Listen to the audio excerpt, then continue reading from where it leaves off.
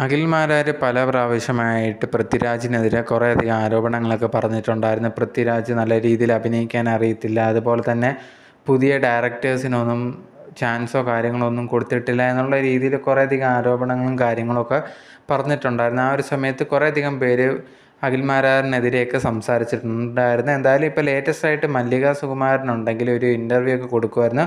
അതിനിടയിൽ അഖിൽമാരാറിനെ പറ്റിയൊക്കെ സംസാരിക്കുകയുണ്ടായിട്ടുണ്ടായിരുന്നു. മെയിനായിട്ട് മല്ലിക പറഞ്ഞിട്ടുള്ളൊരു കാര്യം, കുറേ നാളുകളായിട്ട് എൻ്റെ മോനെതിരെ കുറേയധികം കാര്യങ്ങൾ ഈ ഒരു അഖിൽമാരാർ പറഞ്ഞിട്ടുണ്ടായിരുന്നു.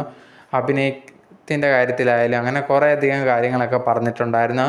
ഇപ്പോൾ ഇലക്ഷന് വരെ നിന്നിട്ടുണ്ടായിരുന്നു, പക്ഷേ അത് തോറ്റുപോവുകയും ചെയ്തിട്ടുണ്ടായിരുന്നു.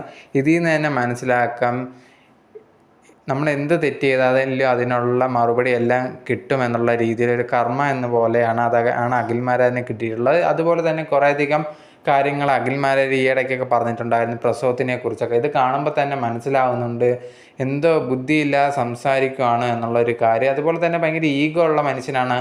ആ അഖിൽമാരാറിന് മാത്രമേ എല്ലാം അറിയൂ, ബാക്കിയുള്ളവർക്കൊന്നും അറിയില്ല എന്നുള്ള രീതിയിലാണ് ആ ഒരു വ്യക്തിയുടെ സംസാരം. എന്തായാലും അതെല്ലാം ജനങ്ങൾക്ക് മനസ്സിലായതുകൊണ്ടാണ് ഈ ഒരു ഇലക്ഷന് തോറ്റ എന്നുള്ള രീതിയിൽ കൂടി അഖിൽമാരാർക്കെതിരെ മല്ലിക സുകുമാരൻ പറഞ്ഞിട്ടുണ്ടായിരുന്നു.